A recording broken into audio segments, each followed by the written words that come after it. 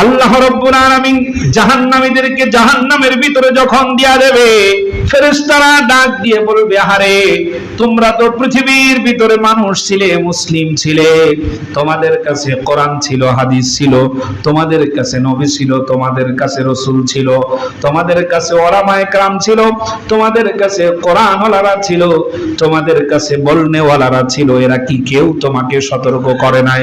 কেউ কি তোমাকে কিচ্ছু বলে নাই? কেউ কি তোমাকে জাহান্নামের কথা বলে নাই? কেউ কি তোমাকে জান্নাতের কথা বলে নাই? কেউ কি তোমাকে আদর্শের কথা বলে নাই? কেউ কি তোমাকে রাসূলের কথা বলে নাই? ওরা বলবে, হ্যাঁ আমাদের কাছে বলেছিল।